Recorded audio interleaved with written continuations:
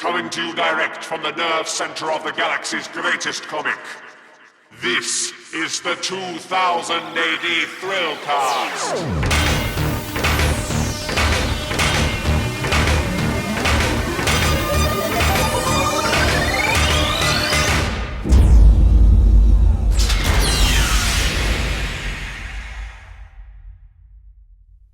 Borag Thung Earthlets, and welcome to the 2080 Thrillcast Lockdown Tapes. I'm your host, Mulchar. I hope that you are staying safe and well during this lockdown, and just making sure you take some time to take care of yourselves. We've got some incredible episodes coming up over the next few weeks. Very excited about the lineup that we have. Thank you for all the kind words and feedback that we've been getting about the lockdown tapes. It really is appreciated. You know, not much feedback in this little sub basement of the Nerve Centre. This week, we start with Ian Kennedy, who is, he's an artist. Anybody who knows their classic comics will know. Ian is somebody who worked on war comics in the 60s, 50s and 60s, moving through into sci-fi in the 1970s, worked for 2000 AD, worked for Star-Lord, did an awful lot of Dan Dare work for the revived Eagle in the 1980s, and continues to work to this day, a career of over 70 years, which is absolutely remarkable. This interview has taken some time to get going. It was scuppered by the storms in Scotland last year. We're in the middle of a global pandemic, and the internet was absolutely determined to make sure that this didn't happen. But we were able to get through in the end on Skype. Sorry about the sound quality. There were some issues about speakers and hearing aids and everything, but we got there in the end, and it was wonderful to speak to Ian, who was an absolute gent and a trooper. Those of you watching on YouTube will notice that Ian's got a bit of blood on the side of his head. Now, before you worry too much, he had a bit of a spill before we started the interview. I did check, and he was adamant that he wanted to continue. He absolute trooper. Went through an hour and a half interview. So don't worry, he's fine. It just looked a little bit disturbing for a minute, but he carried on, and wow, what a guy. So we're going to crack on with that in a second. We, because of the pandemic, have had to make some changes to our publishing schedule for this year. So go along to 2080.com/news, where you'll find information about how we have adjusted the graphic novel schedule for 2020 to take into account the things that are happening around the lockdown. Some books have had their physical releases pushed back, but are still coming out digitally as scheduled. Other books have been completely postponed either until later this year or into next year. We've tried to keep the cancellations and the messing around to an absolute minimum, because we want to be able to support not just our readers, but also creators who rely on us for work and for royalties, and also retailers, those that are closed and those that are still open. So we hope we've struck the right balance as much as we can. Like I said, details on the website. Some really exciting releases coming out this year. The periodicals, so 2000 AD, the Joyce Dredd magazine, and the scheduled specials are still coming out. So make sure you keep an eye on 2080.com for news about those and our social media. In the meantime, let's have a chat with Ian Kennedy about just an incredible career that spans decades and decades in a completely changing industry. And throughout all, he's brought us some incredible art.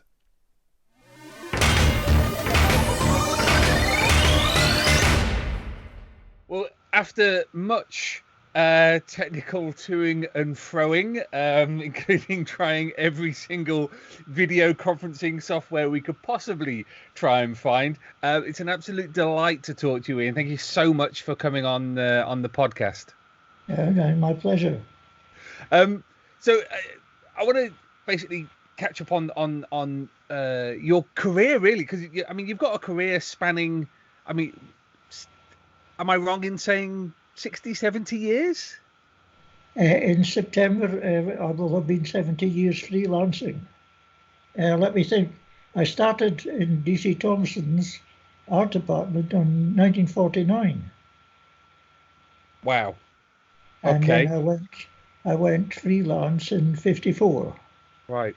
Around about August 54, if I remember rightly. So tell us a little bit about your background, because you're still living near Dundee. Yes, I'm Dundee born and bred, but since, some 20, gosh, now let me think. Since about 1970, I've been living on the outskirts of Dundee, two places in particular, and we're now in a little place called Liff, which strangely enough used to house the Dundee asylum for mentally ill. And of course, the stock joke was that Kennedy would end up in Liff sooner or later, and sure enough, have. Tell us a little bit about your background, because you were in Dundee at a fairly, I mean, you were born at a fairly momentous period in history. Let's face it, you were born in the 20s. Tell us a little bit about life growing up for a young Ian Kennedy. Growing up in Dundee, that sort of thing. Yeah, absolutely.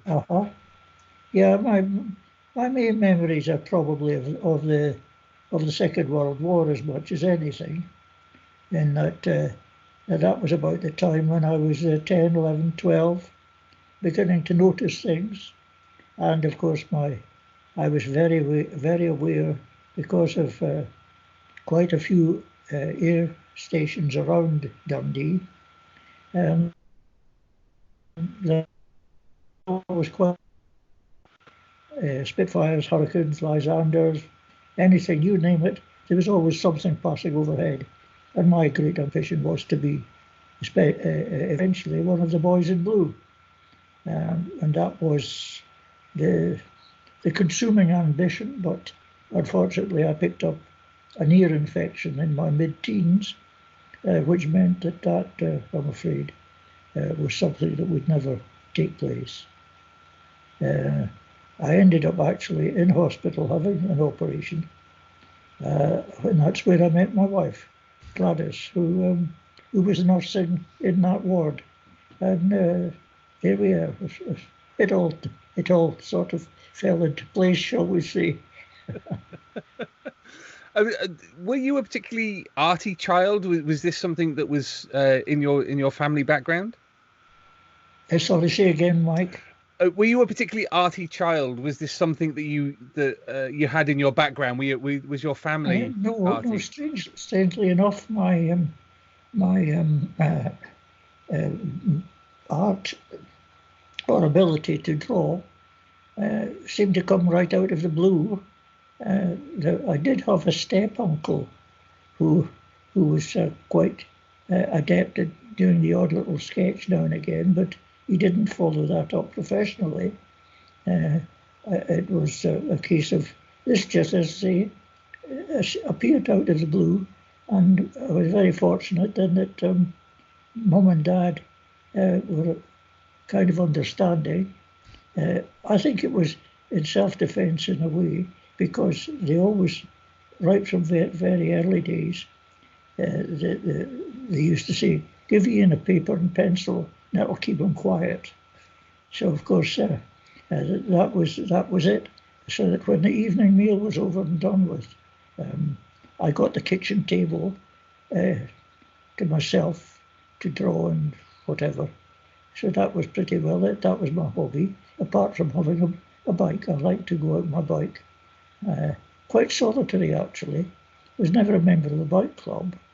I just liked to go out on my bike on nice days. Of course, at that time, the traffic was nothing like what it is now. It was a very safe thing to do, was to go out on your bike on the country roads, no problems at all. But the art was noticed at school, in secondary school, and I studied for my higher art, which is, I think, sort of A levels, that sort of thing. And it was noticed, and I think I did get a wee bit of extra attention from the art master. But there was a neighbour of ours who was acquainted with a chap called Dave Ogilvie, who was a member of the art department in DC Thomson's. And she introduced me to him. And Dave obviously again noticed that there was something there. So what he did, while I was still at school, from time to time I'd meet up with him, and he used to bring home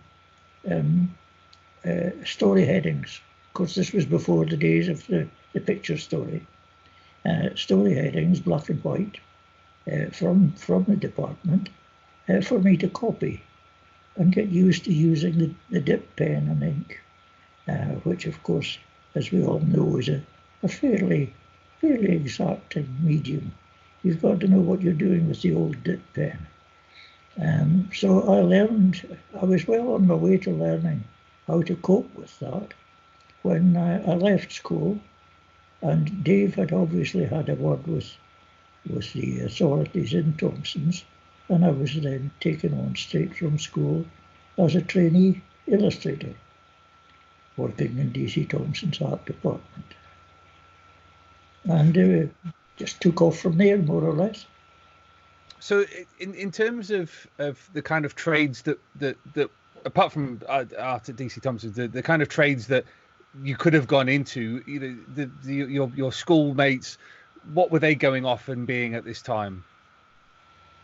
Sorry again, Mike. What were the kind of trades that were open to you other than going to DC Thomson? What were your school chums going off and doing? I was not one of the, how can I put it, the intellectual high flyers. I was fairly moderate in my achievements. I did a bit of French and biology and art, of course, and English language, etc. But I would never have been taught, how can I put it, university material. I would have been having to push myself a bit, I think. The sort of thing that the boys went in for, mainly academic, possibly teaching, that sort of thing, the members of my class, things like maybe accountancy, the law perhaps, I don't know. Very few of them, I think, went to university. But we didn't, after our classes broke up, we really didn't maintain any great contact. So I really don't know just what most of them did in their later life. Ian, I just want to check something. Have you cut the side of your head? Oh, are you noticing? Yeah, you maybe notice a wee touch of blood, are you? Yes, yeah. Are you okay? I just about an hour or an hour and a half ago, I was round the back of the house, and I bent down to pick something up, and instead of bending down to pick it up, I nosedived into the gravel. Oh, so my word! I've got a wee bit of a sore head at the moment. Oh, bless you! Oh my God! Am I bleeding? Yeah, I think you are. Oh, dearie dear. Let me see. Gladys put a dressing on it, but I took that off. I think it's just the residue. Don't worry, I think it's okay. Well, I mean, bless you for still doing this after taking a spill. Beyond above the call of duty, so to speak. Is it? Absolute trooper. Okay, so ignoring the fact that you're bleeding on camera. Tell us a little bit about life in Dundee at the time, because you've painted a picture of a boy who enjoyed simple pleasures, enjoyed drawing, enjoyed going out on his bicycle. What kind of status was your family? Did your dad have a profession? Were you working class? Were you middle class? What was your background? We were probably hovering between working and middle class, shall we say. Okay. My mum, her father had his own grocery business, which she helped in when she was a young woman. Father came from up north in Inverness-shire, and in fact, he didn't speak a word of English until he went to school in Inverness, not Inverness, Newtonmore place, Newtonmore. At that time, he was still speaking the Gaelic, and he came down to Dundee. I think sometime in the mid-20s, and he was he was one of a very common thing with men, I think, around that time. See, very few of them had a career as such. They tended to flit from one job to another. And in fact, Father was a grocer at one time. He laid floors at one time. He was quite an artist in laying floors. He laid these lovely patterned parquet floors, if you know the sort of thing I mean. You don't get them so much now with all the new plastics, etc. But I did go during my holidays from time to time to help Dad when he was working at that. He was then at one point a bus conductor. He had quite a variety, and in fact he was rather what we'd call a stubborn Highlander, in that he was a bus conductor at the beginning of the war, and he was right on the cusp as far as being called up to the forces. He was around the 40 mark, and he was told at the time if he learned to drive the bus, he'd be reserved. I says, I'm not going to drive one of these things. So he ended up being called up. And what did he do? He ended up in the Royal Army Service Corps driving a car. So he ended up as a backman driver to the colonel who was in charge of the Southwest Command of Scotland, that sort of thing. But he was that sort of chap, you know. He just a jack of all trades, shall we say. Mm. What was their reaction when you got picked up by DC Thomson for an apprenticeship? Oh, they were over the moon, of course, because this was the sort of thing that they would dearly love to see number one son getting involved in, and of course using his obvious talent, which despite the fact that they had no experience in that sort of thing, they were obviously very good parents in that they did notice and encourage my talent. There's no question about it.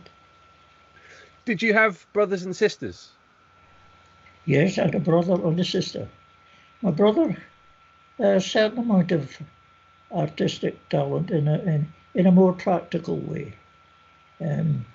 Not so much in the drawing and painting side of things, more he ended up actually doing a lot of window display and that sort of thing in department stores, that sort of thing. Very good at that, displaying, window display, as I say, or anything like that. But he did.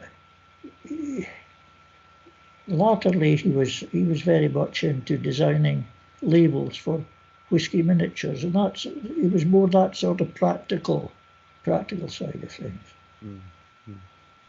And tell us about DC Thomson, because when I've spoken to people like Ron Smith in the past, the picture that he painted of DCT was incredibly evocative and very kind of old-fashioned periodical publishing. What were your first impressions of the place?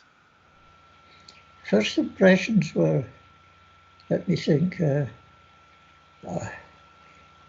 very much the atmosphere in the studio itself, a tremendous feeling of friendliness and camaraderie amongst everyone, both in the men's, you had a ladies' department as well, about half a dozen ladies. It was mainly male contingent sort of thing in the art department, working on the boys' papers, but also on the girls' magazines as well. and the comic, shall we say. I can one of my abiding memories is watching Jimmy Crichton doing Corky the Cat for Dundee. And Jimmy was very badly afflicted with arthritis, and his hands and fingers weren't in the best of shape. But it was quite fascinating to watch how he could still manage to put Corky the Cat down on the paper. And then, of course, I came in contact with all that sort of thing, the tremendous variety. All the various adventure comics, Hotspur, Wizard, Adventure, etc. And of course, each of the artists, although some of them were quite versatile, but a lot of them were actually recognised as being perhaps very good at sport, or another one was very good at mechanical stuff. So it was a case of I was sitting there and just watching all of this around me, and my first 6 months, more or less, apart from being T-boy, was more or less copying story headings, etc. There was a huge set of drawers at the end of the room, full of story headings that had been used, obviously, and put there until eventually they were destroyed, most of them. A treasure trove, unfortunately. That, in fact, I've heard tell that the print shop flooded one time. So what did they do to soak up water? Threw down art. And whether or not that's true, I'm not sure, Mike. But it wouldn't have surprised me in the least. But I did that for about 6 months. And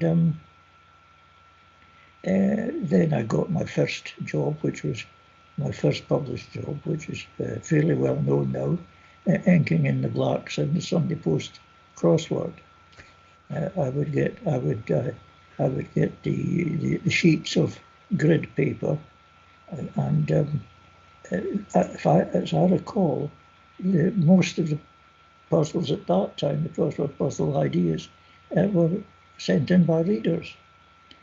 So they would send in their little sketch, and I would get that, and then I would ink in the requisite blacks and little sticky numbers to go into the corners. And that was my first ever published artwork. And then, of course, while I was doing that, I did latch on to one or two artists' work that I did like, among especially George Ramsbottom, who, well, his artwork was just absolutely tremendous. Beautiful work, beautiful black and white, again done with the dip pen and the old-fashioned black drawing ink. Absolutely gorgeous stuff. And I really did latch on to that, with the result I copied an awful lot of his stuff. And he obviously noticed this, because on his way to his station, he would pass my desk. And he would keep an eye on what I was doing, and if I was going along the right way, I would, just a wee bit of praise here and there. But if I weren't getting it right, he didn't mince his words. And actually, in a way, not only did I learn how to draw, copying all the rest, I think I learned how to deal with folks and how to take criticism, shall we say, and know when it's take the best out of it, if you get me. Mm. So from then on, I was started into story headings, and it just, as I say, just gradually matured, sort of thing. You said that artists had their genre, so some would be particularly good at sports, other kind of history stuff. What was George good at? What was the kind of strips that he was drawing? George's stuff was a lot of Wild West stuff, cowboy stuff, but also if they wanted to do a particularly weird sort of dragon story, a sort of dinosaur, that sort of thing, he had a tremendous imagination in that respect. And in fact, I have managed I think I've got one or two of his originals back home here, and one of them in particular is a big sort of dragon head, almost sort of crocodile-like, if you get me, and the details, the way he's portrayed the scales on the head, etc. It's absolutely gorgeous. Do you still see this period as influential on your style now? Are there elements that you can look at in the way that you draw now that you can point to back then and getting praise from George as he walked past your desk?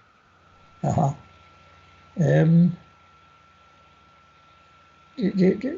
suppose really I'm a great believer in copying. In fact, when I go to the local art college, I always emphasise to the students that there's nothing to be ashamed in copying, especially if you see an particular artist that you like their style, their technique. Copy, because eventually, as it proved in my own case, your own style begins to come through. But I think, Mark, to be quite honest, even just lately I find that I surprise myself a wee bit in that I'm still experimenting a bit. I'm still trying a wee bit of innovating here and there. I'm always greatly interested in what comes out in the way of materials and instruments like the draw pens that we get nowadays, that sort of thing. And I'm always keen to see just what I can do with them. I've even gone back to just doing black and white sketches with the pencil, with various grades of pencil, because I'm enjoying the freedom. So once you'd completed your apprenticeship and you were doing things like the Sunday Post crossword, how did that work at DC Thomson develop over time? Was it a case of increased responsibilities, new challenges that were given to you as they came up? Yes, I suppose it was just, how could I put it? I just became part of the department and got used to the fact that from time to time, quite regularly of course, editorial staff would come up with the various ideas for a story heading or what have you. And in those days, the artist didn't have an awful lot of leeway. Generally speaking, the editor and his subordinate perhaps had already mapped out more or less what they wanted to see in the story heading. And it was taken from there. Any that you would then send, a rough would be sent down, you take a rough down. And very, very seldom, if you tried to do, a wee something, introduce a wee bit, a personal idea into the picture, just sometimes it would be accepted, but more often than not, it was just a case of no, this is the way we want it, and that was it. Because at that time we were still, it was a, how can I put it? Quite a contrast in the company. So many contrasts. Mainly, there was still a tremendously strong feeling of Victoriana, shall we say, being Victorian times almost, in that you had your editor, sub-editor, etc., and then you had the editor sort of for the that particular section, like the girls or boys. And then you had the overseer, of course, who looked out pretty well over everything. I hear all sorts of tales about what went on, but I'm kind of glad I wasn't involved.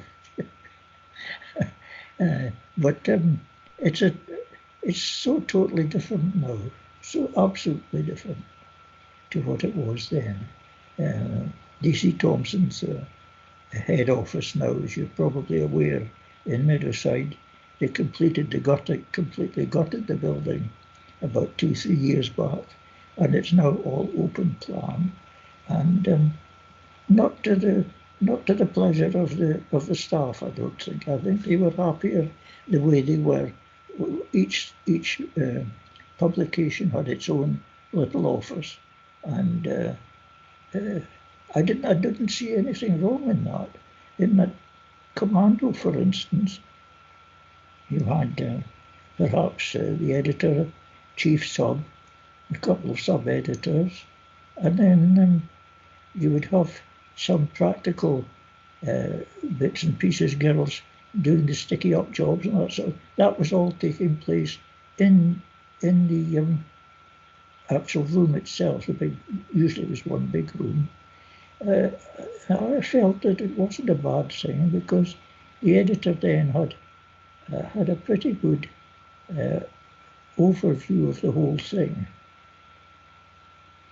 Whereas now, well, Thomson's, for instance, there isn't an art department. So they really do come up against the buffers when there's anything in the way of alterations needing done. I don't just know, quite honestly, how they managed to do it. And let's talk a little bit about the work you're doing. When you say story heads and the ideas that people were coming up with, what was the process? Were you just doing spot illustrations? Was it comics? Were you just doing the heads? And take us through the process that you were going through at this time. My first real little illustrations were quite small thumbnail sketches. They had like I think it was the Wizard that ran them, what they call the quick tick quiz. In that the reader had three alternatives answers to the question, and I would do a little sketch for each one of these, maybe half a dozen.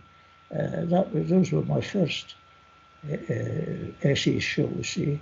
And then, of course, I can't remember quite honestly who it was that came to me and handed me my first story heading.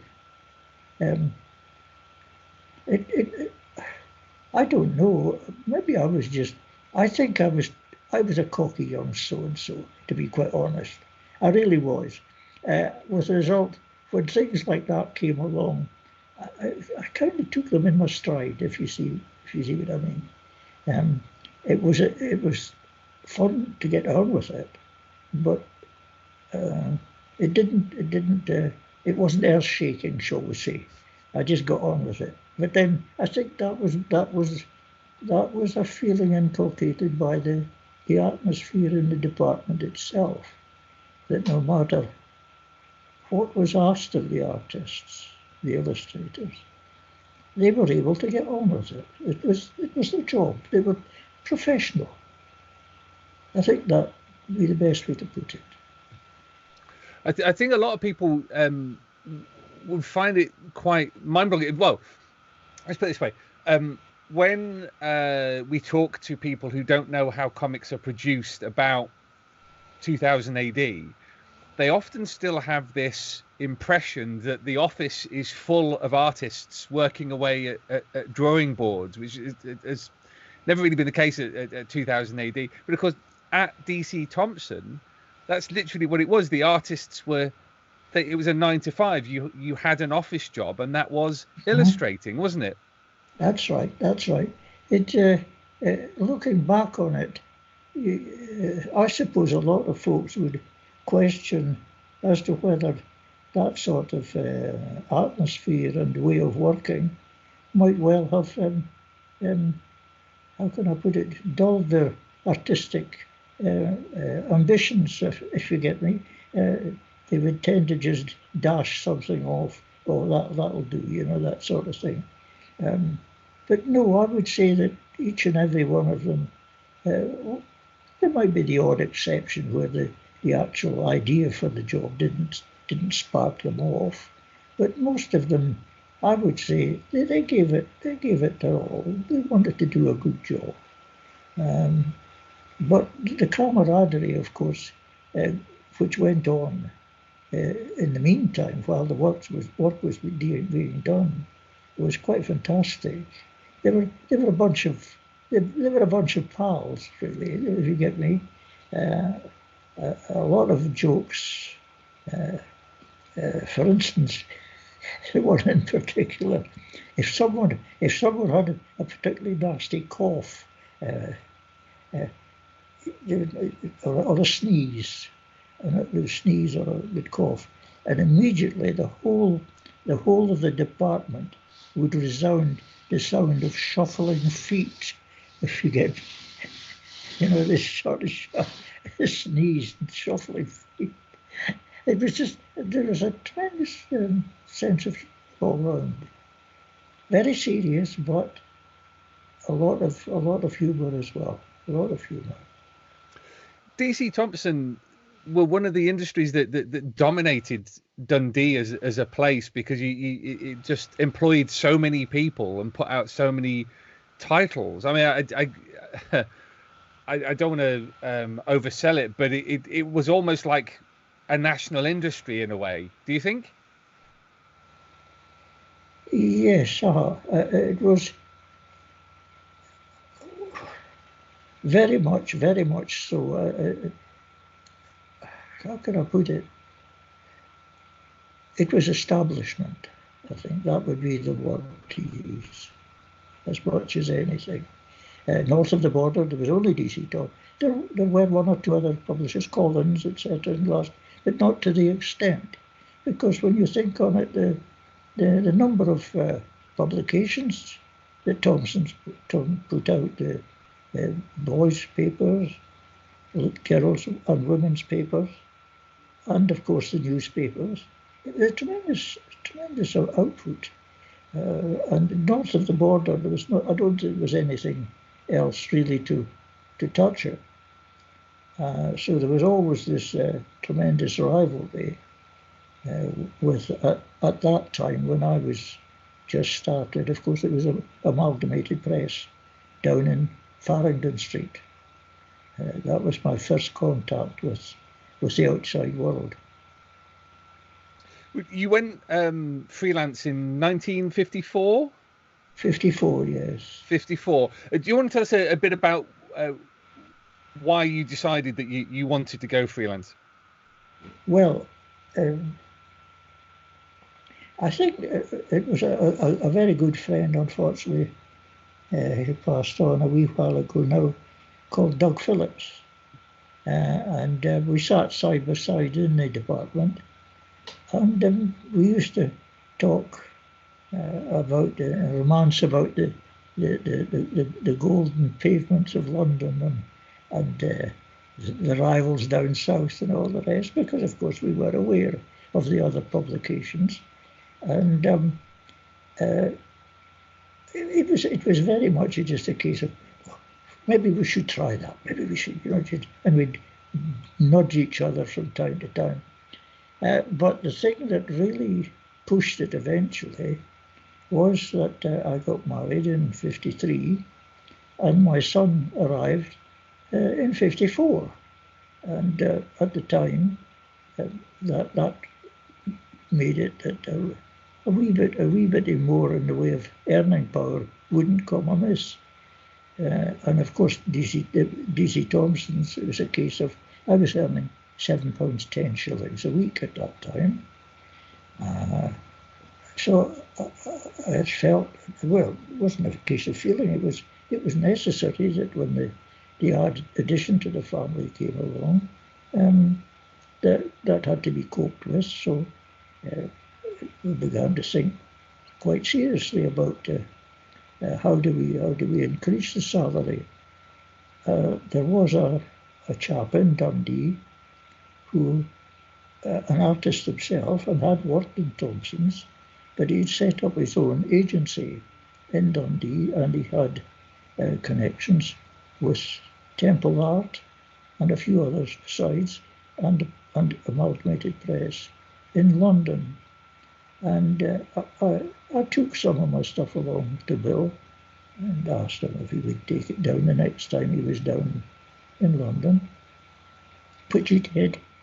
And he came back with the earth-shattering news that I could perhaps earn as much as £1,000 a year in 1954. Oh, wow! You don't let that go by, Mike.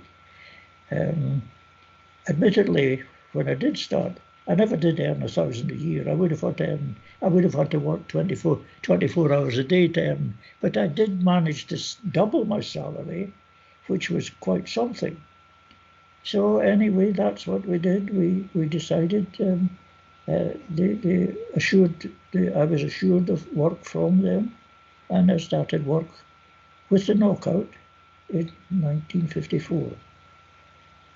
Amalgamated Press, and from there on. What was the reaction at DC Thomson when you told them that you were leaving to go freelance? There wasn't much said.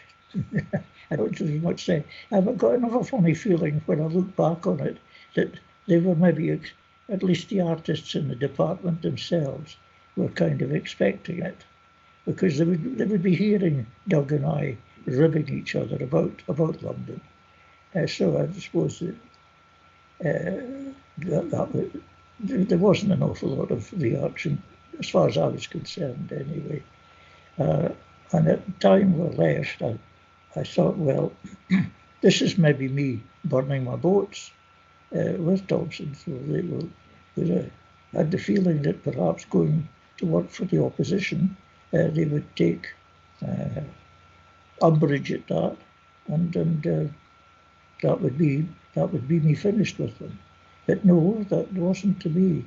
Within a fairly short time, I was approached to do things like annual covers, etc., and bits and pieces. And the big move, of course, was quite a bit later on in 1969-70, when Charlie Checkley, the editor of Commando, who had been seeing some of the stuff I'd been doing for A-Race, subcovers for A-Race and Battle, etc., he felt that he would like to get me on covers for Commando. And that was it. I did my first one, I think, in 1970, and we've been at it ever since. Well, let's talk a little bit about your love of aircraft, because you've already mentioned that growing up in Dundee, particularly during the war, always seeing something going overhead. They have been a remarkably consistent element to your career. Has your passion for classic aircraft dimmed at all over the years? Oh, it's quite undimmed, quite undimmed. They're not machines to me. They're living, sensual beings. Each and every one has a character. And I, for instance, if I've got a moment or two, I'm quite happy to sit and watch the screen here, and watch down YouTube, and watch the videos of airliners taking off and landing, and jet fighters, etc. Just watching them move, watching them in action. It's an abiding passion. I think that's the only way to put it. And to be able to portray them is a huge bonus. Do you have a favourite? Oh, well, everyone sings the praises of the Spitfire, of course, because it's such a beautiful aeroplane. But my favourite is the Hurricane. It has much more character to it altogether. It's a wonderful, wonderful aeroplane. Rather underrated, but in the Battle of Britain, I think it held its own. As for today, well, for instance, the Bristol, the Blackburn Buccaneer, that was something. That's a tremendously characterful airplane. And actually, I was asked by 12 Squadron up at Lossiemouth a few years back now to paint a picture of the aircraft in action. It was at the time that they were going out of service, and they wanted to do of the painting and do a print run. So that I enjoyed doing that, being one of my favourites. But no, it's just this. I don't know what it is about it. It just got its hold on me, and there's nothing I can do about it. It's interesting when I interviewed John Cooper a number of years ago. His abiding passion was for boats, was for the lifeboats. He did lots of fine art prints to raise money for the RNLI. Yes. Do you think it's one of those things that we take our the things that inspire us when we're children, they just abide with us, they stick with us for the rest of our lives? I think so. Going back to an earlier memory, and I still do it to a degree, mechanical vehicles of any kind, buses, cars, etc. I seem to see a sort of a, how can I put it, a character in them. There's almost a face, if you get me. The buses, for instance, big corporation buses in Dundee. One particular make, I can't remember particularly which one it was, but it looked as though it had raised eyebrows. If you see it, when you saw the front of it, it came coming towards you. It looked as though it had its eyebrows raised up in its forehead. Just things like that, bits and pieces. And the aircraft, I suppose, are the same way with me. Before we move on to the next stage of your career, you were at DC Thomson for a number of years.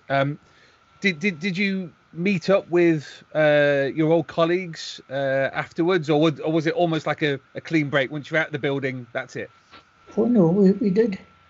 We didn't meet all that regularly, but they used to have at least one or two gets together at Christmas time, that sort of thing. We'd have a Christmas dinner. So for a few years afterwards, I would go along to these. But I have a feeling that I certainly, maybe for about 4 or 5 years after I left, but I'm not aware of having gone regularly after that. Simply because I think they stopped holding them. There wasn't quite the same. Group of art, the camaraderie, shall we say, the fun-loving aspect of them. I don't know what. I'll tell you what I think it might have had an effect. Was the fact that an awful lot of their artists began to work at home. They were still on staff. My very good friend Gordon Livingston, who did tremendous amount of work for Commando, he worked at home for a long time before his retirement, still on the staff. And he got his gold watch and his pension at the end of the day, but he was working. And I think there were quite a few of the artists took that opportunity. The result, there wasn't the same group in the building itself the same sort of cohesion, shall we say. Do you think that kind of marks the steady transition towards freelance to freelancing, that people were like, actually, I don't need to be in the office for this, and companies, I mean, certainly somewhere like IPC knew that very well, but there was this sense that actually we don't need them to be here, they can go off and do their own thing. Yes, it was something that Thompson's, they obviously realised it was the thing to do, because a tremendous number of the artists, for instance, who worked initially in the early years of Commando were foreign artists, Spaniards, some I think South American. They were all around, and wonderful, beautiful artwork, absolutely gorgeous artwork. And it brings me back to my point that I'm still not ashamed to copy anything, even at my age and my experience. Especially, again, going back to what I say to the students, that why flog yourself trying to solve a problem on the page when your favourite artist has already solved it? Why don't you just copy what he did? I was a great follower of Rip Kirby, Alec Raymond, the American artist, beautiful draftsman, figure work, etc. And I still have a scrapbook full of stuff. I think it was the Daily Mail that printed it, if I remember rightly. Strips from the Daily Mail. And I'm not averse, if I'm having a wee bit of trouble with the folds on an arm or a trouser leg or something like that, I'm not averse to going and having a look to see how he did it. Well, let's talk a little bit more about the artwork that you were doing in the 50s, because this was mainly, as you say, war stories. So things like Thriller Picture Library, Air Ace, moving into papers like Hotspur, Wizard, things like that. Tell us a little bit about this period of your career, because I'm interested in how you were still continuing to learn as an artist and how your style was developing now that you were working freelance. It's something that I suppose it's something that's just in my makeup. In that I'm always on the lookout for new materials and instruments, etc. But I'm also always very interested in the work of other artists, etc., and how they approach problems. And one of the most important things that happened, as far as I was concerned, especially with my colour work and the covers, etc., was the advent of acrylic paints. They really, as I recall, just started coming onto the market to any degree around 69, 70. They had been obviously on the go before then, but they really burst forth around that time. And up till then, any colour work I'd been doing had been mainly done with coloured inks. A bit of watercolour here and there, poster colour. But then I discovered acrylics and just how versatile they can be, how you can use them in pastel, or if you wish. And what I do pretty well most of the time now is I use them like watercolours. I water them right down and let the colour flow on the page. And I think probably the most important thing I've learned with that is that gravity is a very good friend. In that, if you want the colour to flow in a certain direction, then you just tip the board so that it runs in that direction. And then, of course, there's also my well-known tool, the hairdryer, in that I can stop the colour moving just by hitting it with the hairdryer. In other words, constantly experimenting, constantly. What was it like doing war comics in the 1950s and going into the 60s? Because particularly World War II, it's still very fresh in people's memories. You know, there was still national service until well after the Second World War. How how do you think it differed from, say, when you got to the 1970s and you get publications like Battle Picture Weekly, where you're moving on to a new generation? How do those two periods compare? Sorry, say again, how much? How do those two periods compare? Very difficult to say, to be quite honest.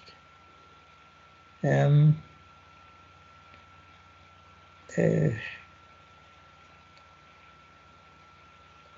the main thing I find, of course, this is purely a personal thing now, in that I've lived through these times, and because I've done, in doing all the war stories and the Commando covers, etc., I've obviously done a tremendous amount of research.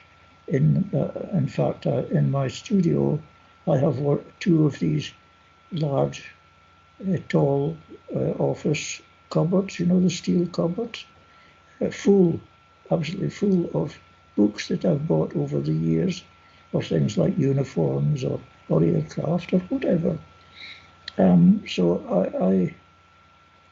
I think I surprised most of my contemporaries and others with my knowledge of that sort of the war, etc.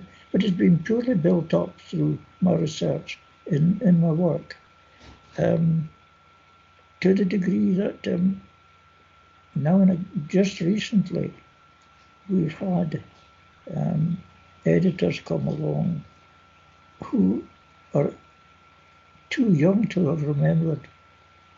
In fact, they were too young to have been there in the first place. But they haven't done the research. And they have been rather dependent on folks like myself to correct them here and there, as to his uniform wouldn't have looked like that, or that aeroplane wouldn't have had a gun turret there, you know, that sort of thing. Little details. And I suppose that means that not only as an artist, I can be quite useful as a tool to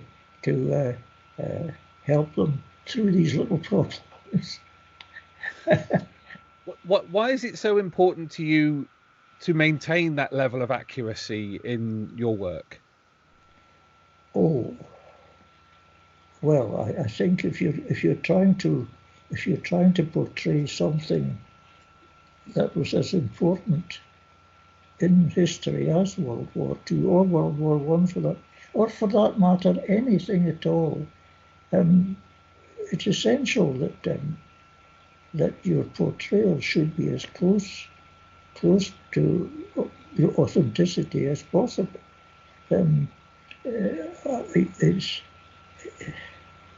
There are too many people out there, Mark, who, if I didn't do it, I would soon be told where I'd fallen short. So that, I suppose, is as much a spur as any, that they must never be able to say, "Oh, Kennedy slipped up there, didn't he?" I'm afraid I'm a rather proud fella in that respect. Tell us about Commando, because for me that is still a quintessentially British title. You know, you have the digest format. It's done in a very particular way. You know, it's lovely and chunky. It's been coming out for decades. What's your feeling towards Commando as an artist, as someone who has worked on it for so long? Well, I'm a great admirer in the succeeding editors, the editors I've worked with, in that they were able to maintain that the standard, and also to avoid the pitfalls of perhaps, when we're now talking, we do talk about in Commando and publications, similar publications, we're talking about Germany and Japan being the adversaries. Now today they are hopefully our friends. So we've got to be very careful just how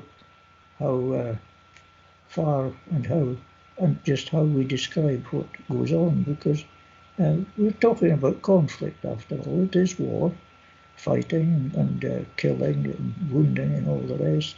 But I do admire the way Commando has carried that out and kept it acceptable, shall we say. In that just recently they've talked about being a good German as well as a bad German, and that there were nasty types in the British forces as well as in others. So I like the way they've kept the balance. Why do you think that Commando has endured for so long? Because so many of the titles that were around that you worked on, things like Thriller Picture Library, Air Race, they've all fallen by the wayside. But Commando has continued. Why do you think that is? Now we've got to look at what is their main readers. I would say are middle-aged men. But from my correspondence, etc., and Facebook, etc., I get the impression that we're talking about males, perhaps 25, 30, upwards to perhaps 50s. I think, to be quite honest, I think its attraction is because they have kept up a good standard of storytelling and production and presentation, covers especially. I know that my covers do tend to increase the numbers of that particular, the spelling of that particular number. But shall we say, I think that it's a good read. You've done over 1,200 Commando covers. The last I had is about 1,600. 1,600. So I'm told. I haven't done the figures. I'll just do How do you keep that fresh? How and also, how do you feel your style has changed over that period? How has it evolved? Oh yes, it has. Looking back to some of the reprints that have come out, and I see my covers of some time ago, obviously I'm aware of things that I would have done, I would do better now, in the way of maybe a layout even, or a treatment. But just every now and again, I look at one and I'll say to myself, gee, I wish I could paint like that now. Just now and again in the past, you've done something that was really worthwhile. But one is aware of the changes in style, mainly due to, as much as anything, the acrylic paints. Tell us about your process. How do you go about crafting a cover, for example? Do you start off with thumbnails, or do you just get straight down into it? Well, generally speaking, I'll get what we do nowadays. Of course, it's all done. In the old days, we used to go in and get the ideas from, or the idea might have been phoned out to me, and then I would go in with a rough into the office and have it discussed and passed, and back, finish it off and take it back into the office, finished work. Nowadays it's a case of the editor contacts me, generally emails me with a rundown of the actual story and pretty roughly what they would like to see on the cover. But basically, most of the time that's kind of left to me, unless there's a particular incident that they would like to feature on the cover. Then they furnish me with one or two copies of the inside artwork so that I can match up. I then will email in a rough sketch, which is usually okayed. And up till just recently, with this virus business, I would then, my one and only visit to the office would be to take in the completed artwork.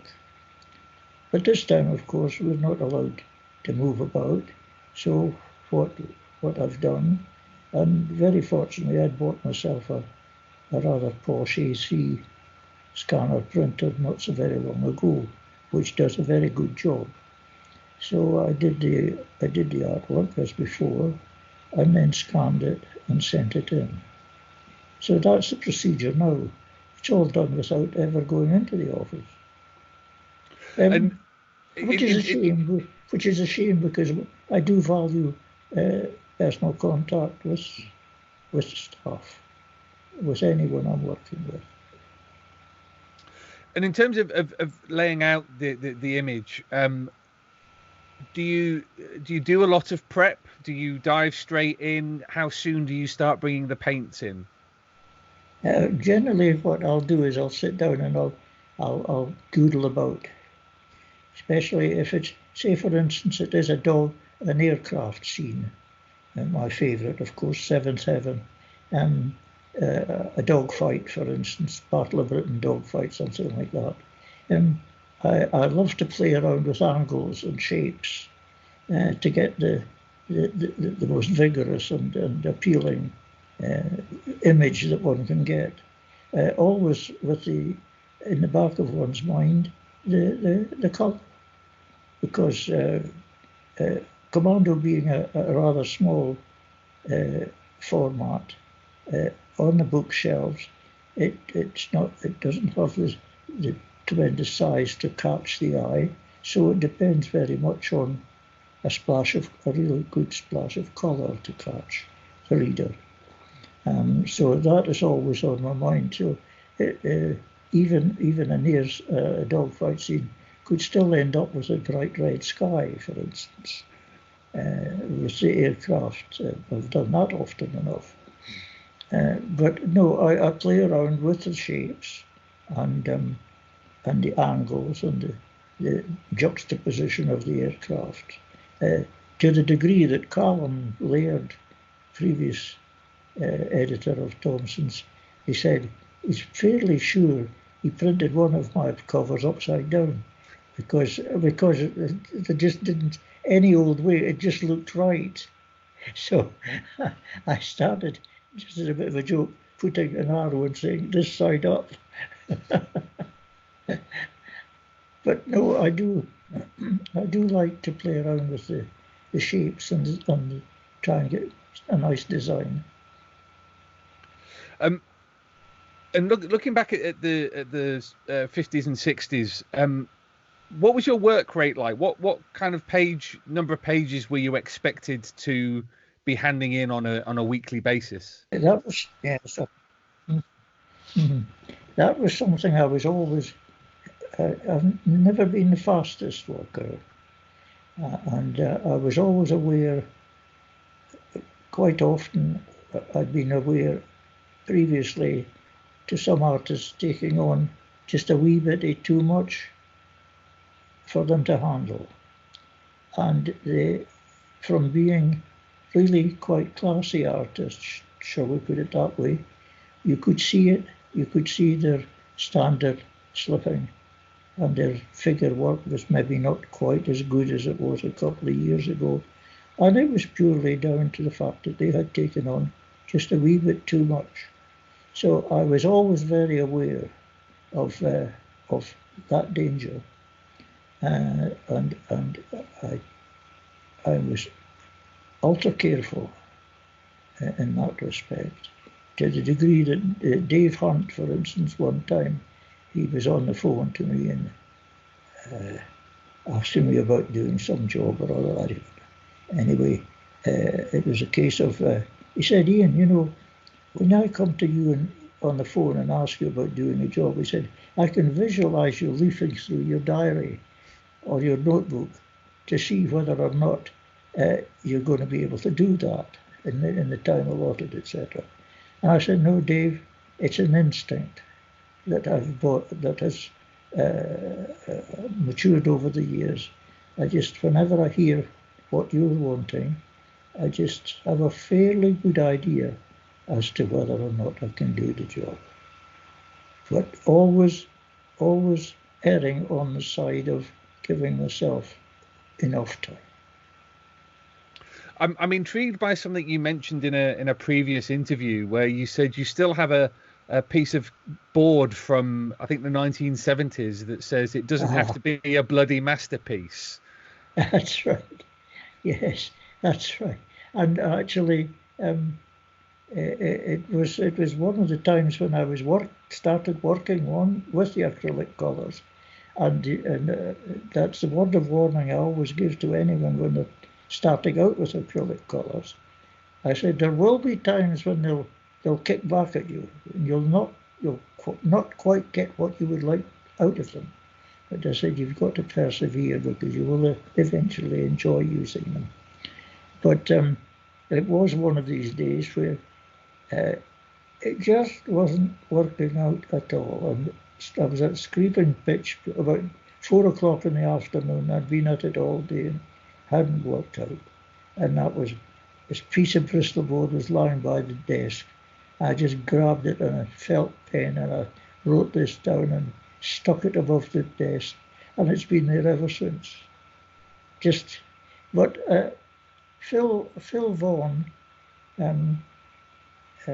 chief tutor at the college here, Phil, we were talking about that one day, and Phil said, but Ian, you're the only one who really knows what exactly you wanted to put down on that board or that bit of paper. If you've put down something that is totally satisfactory to the reader, then you really shouldn't worry too much. And he's got a point, I suppose.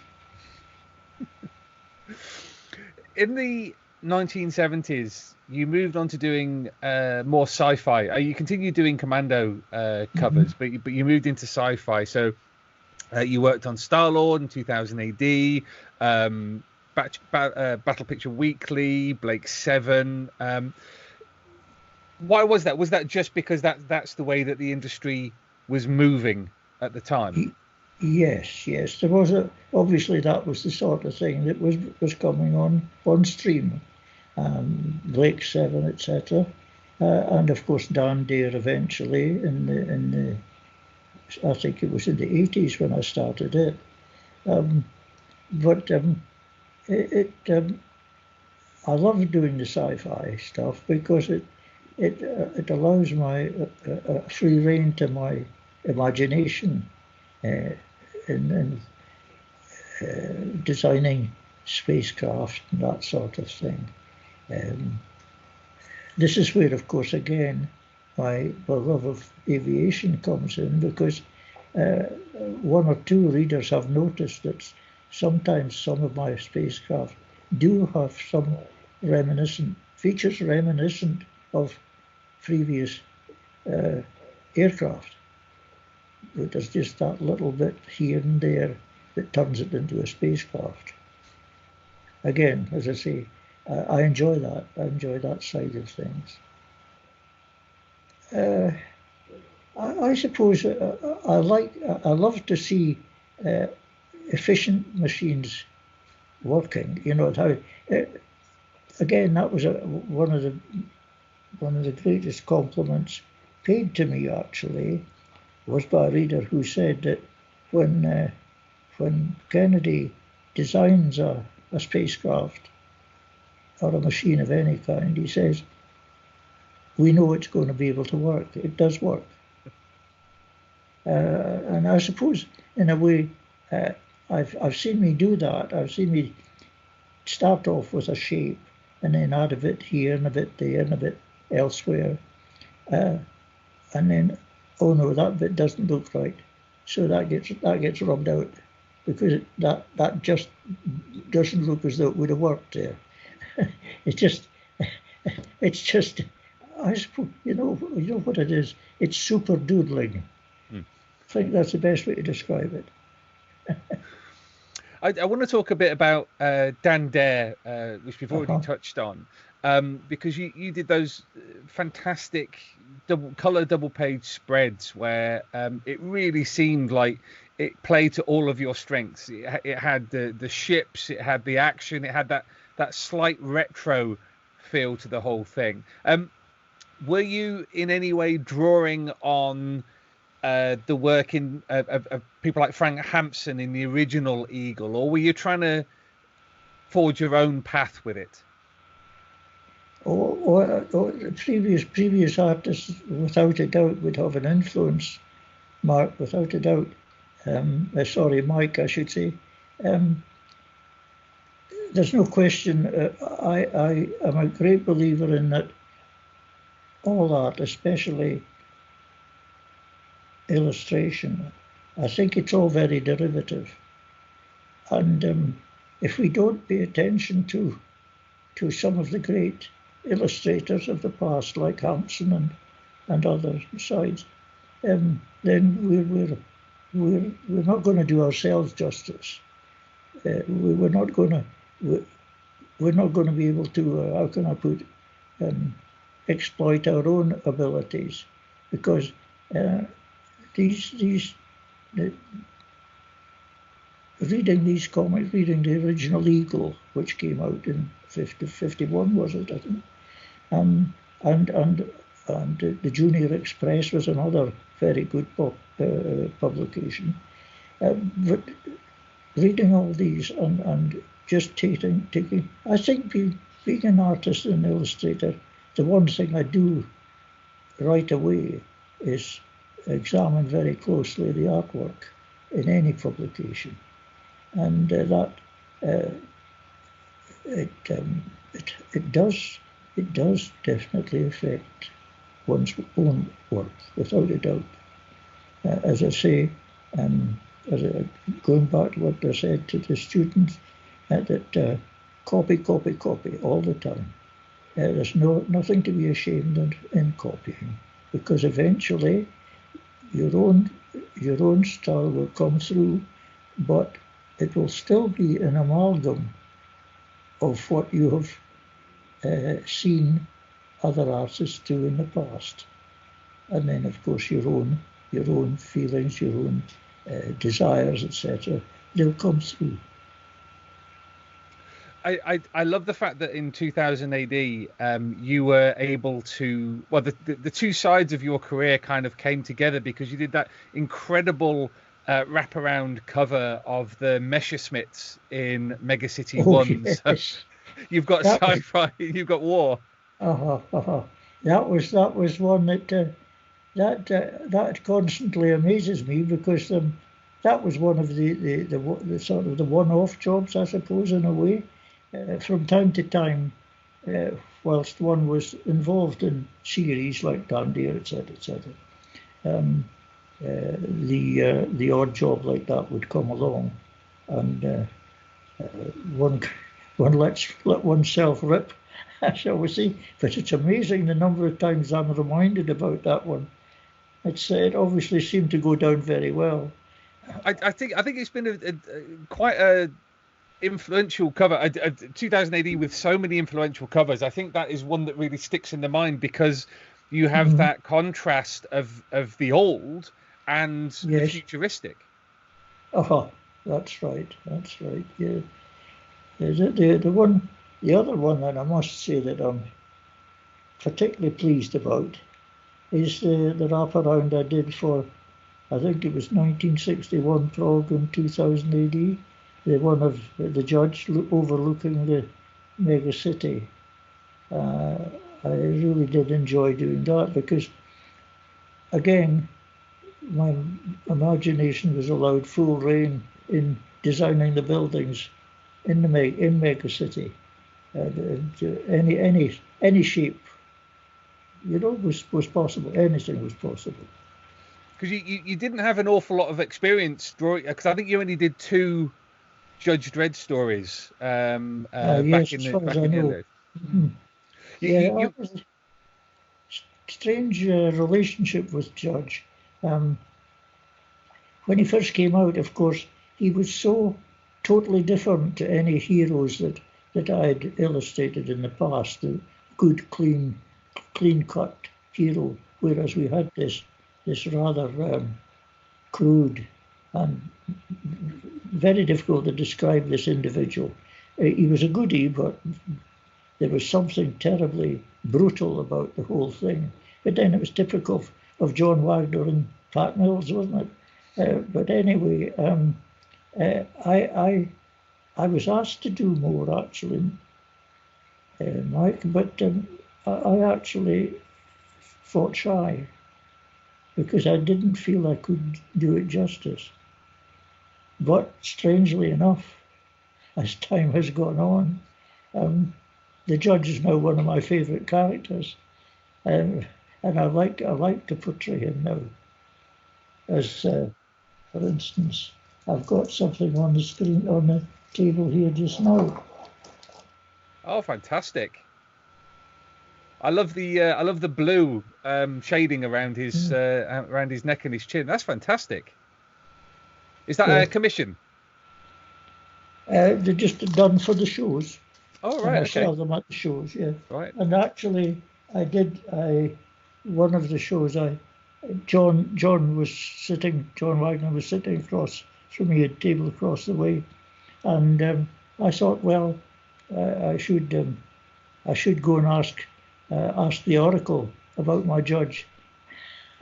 So I took across a copy for him and asked him how he felt about it. He said, yeah, that's all right, he said. So that sounds okay.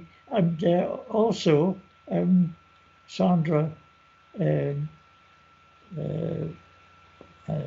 widow of our good friend Skera, who died just recently,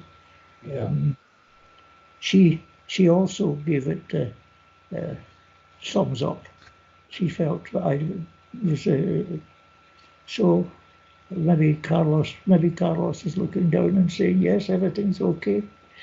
That was a great disappointment for me, in that I was in touch with him when he was in hospital the last time, and he was looking forward to getting out, and we never met, and we were looking forward to meeting. And I can always remember he said the beers were going to be on him. But it wasn't to be. It was rather sad. As the 70s and 80s came along, you seem to have strengthened as a cover artist, developed into being an artist who's known for his covers. Was that a conscious choice on your part? Yes, I suppose really when I think on it, Dan Dare was probably just about the last picture story work I did. The rest has all been done, cover work, etc., that sort of thing.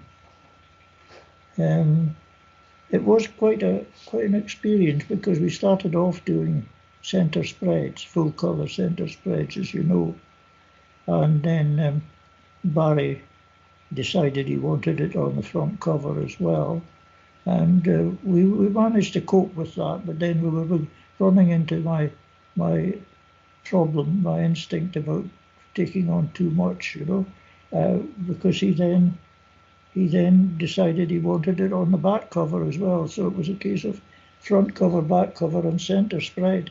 And at that point, I just had to say, oh, hold on a second. I'm not going to manage to do that weekly. I'm going to be letting you down sooner or later. So what we did then was I did all of it black and white. Now let me try to recall. I coloured the covers, and John Burns coloured the spread and the back cover. And we went on long enough that way. But then it all came to naught when they went over to letterpress, and that was it. Dundee died a death, so to speak. Because the revived Eagle, I guess, was an attempt to pick up these incredible characters. 2000 AD had some success with reinventing Dundee, and then the new Eagle came along in the 80s. And as a reader at the time, that felt quite vivid. I remember your artwork as being incredibly colourful and strong. But I guess for you that's an interesting position, because you'd been working in this industry that had sustained so many titles for so long, and then you get to the 80s and there's 2000 AD, there's the new Eagle, there's some of the tie-in comics. You did stuff for Mask, which was a tie-in series, Blake 7, Wildcat, which we've just bought collections out recently. Did you get a sense at the time that things were changing quite significantly? Didn't really have a view on the broad scene, shall we say. One tended to just carry on along one's own lines, so to speak, coping with what was needing done. Because I'm just trying to remember. I'm ignoring. I shouldn't. The spell I did for Semic Press in Sweden. I did that. That came after Dan, if I remember rightly. And that went on for some time, but it wasn't something, from my point of view, that really never took off. It didn't. Like most artists, I would say you need a wee bit of a spark from the script or the cover idea to get you going. And in this case, it started off not too badly, but I think the writer was running out of ideas, and I don't think, to be quite honest, the organisation over in Sweden, I hope nobody's listening, I don't think they were terribly imaginative either. I don't think they really were. When I consider the amount of drive in Thomson's or in, as it was, Amalgamated Press, Fleetway, IPC, whatever, it never seemed to be quite the same drive over in Sweden that we had here.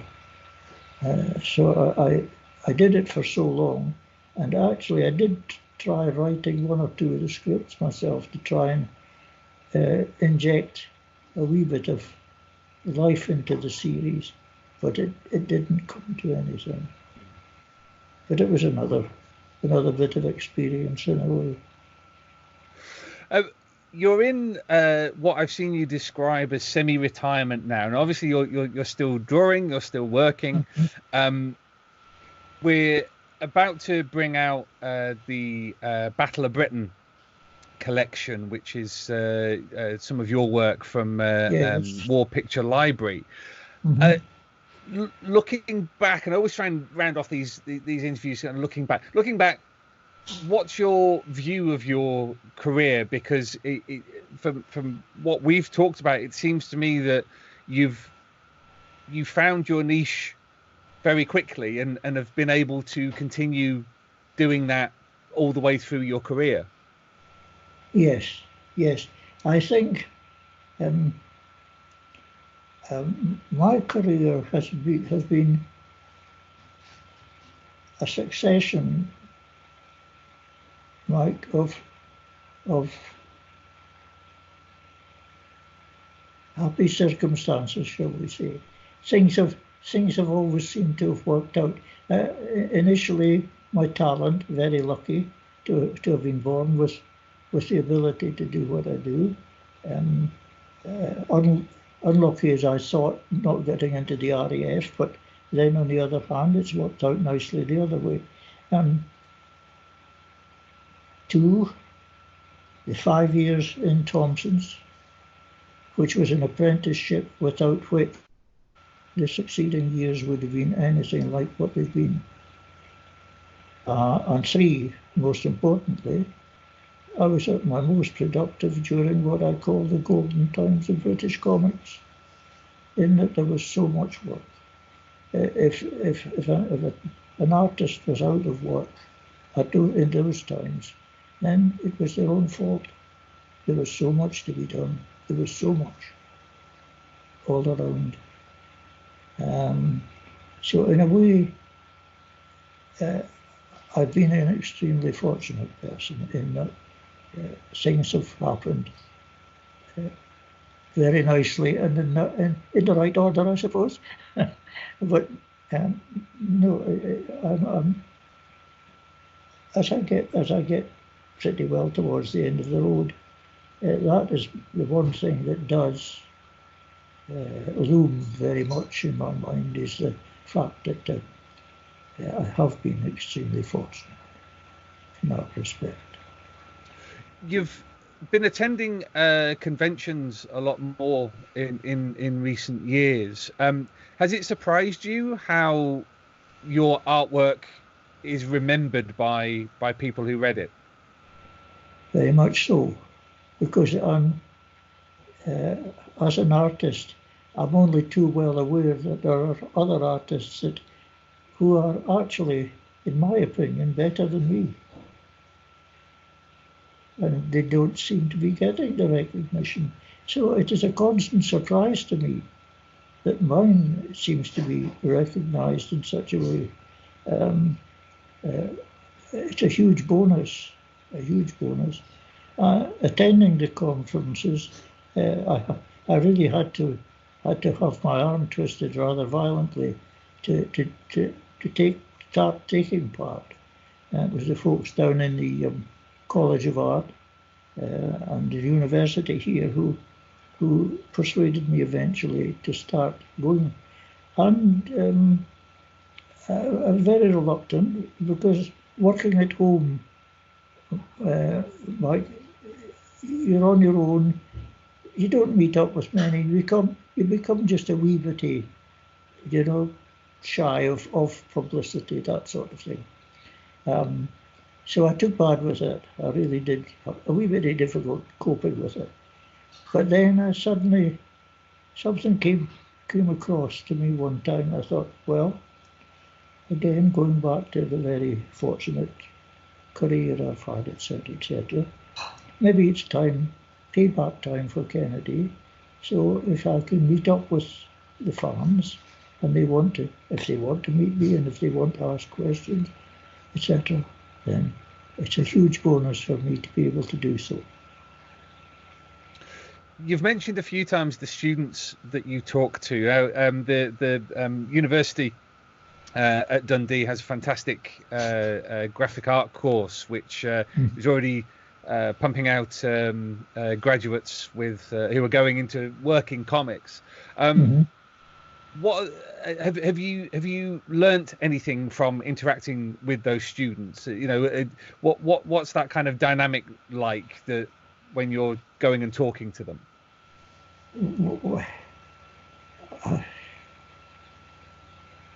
Again, this is a wee bit like the question I had thrown at me at one of the conferences not so very long ago. The person asked me, what would my advice be to any young person wanting to take up my career? It was this career. And I had to think quite a bit about it. Number one, I said, well, you've got to be prepared to work. And number two, you've got to make sure you enjoy yourself. You must enjoy it. If you don't enjoy it, don't do it. the other way around with the students, what I'm learning from the students. Oh, so much talent out there. They can draw and paint.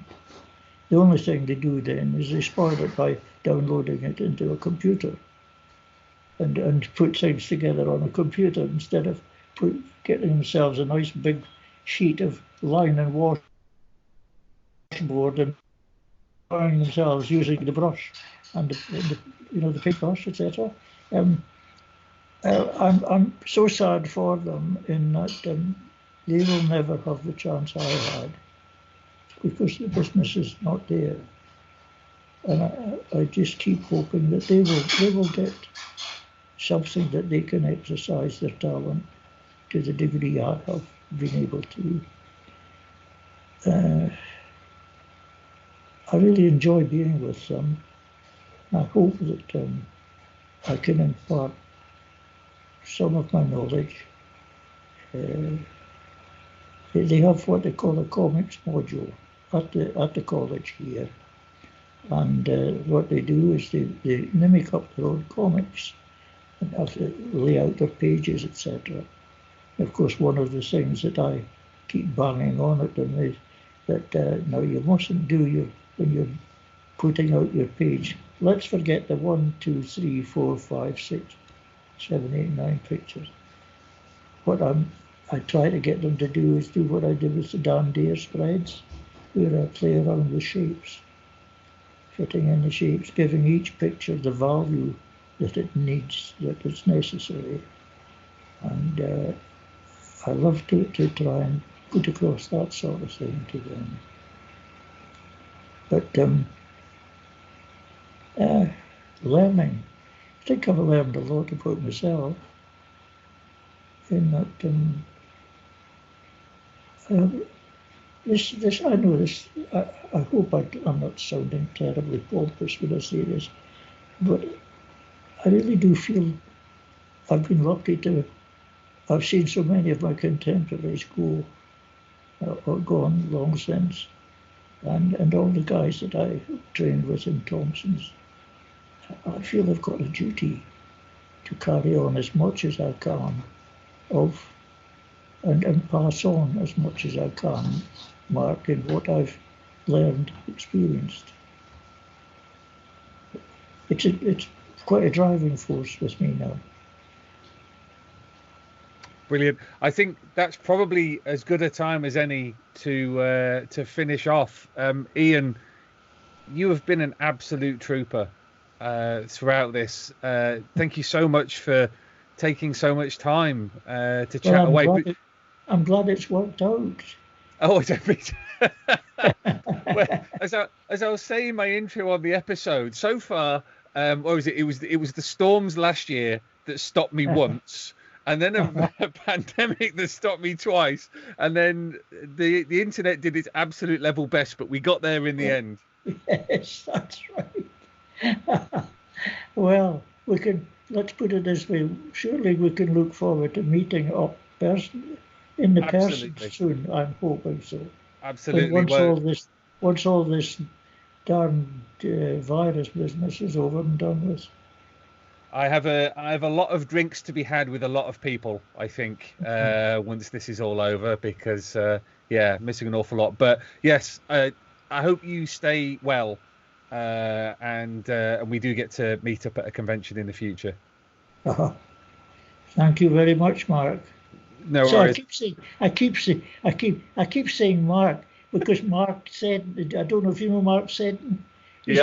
He looks after me with my website, etc. Thank you very much, Mike. No problems. Thank you so much, Ian. Okay. All the best for now then. Bye. Take care. Bye. Bye.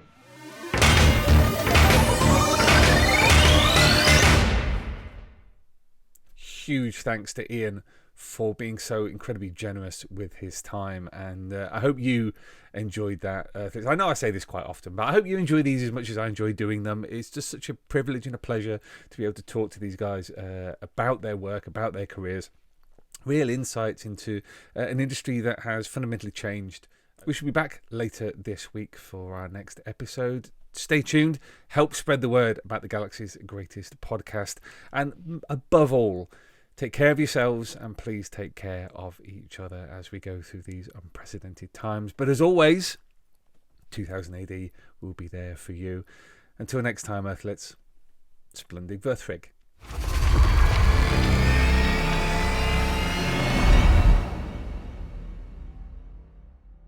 Alert! Alert! Alert! Fill power levels dangerously high. Alert! Alert! Read 2000 AD every week. Ask your comic book store or newsagent now. Subscribe to the Galaxy's greatest comic at 2000adonline.com.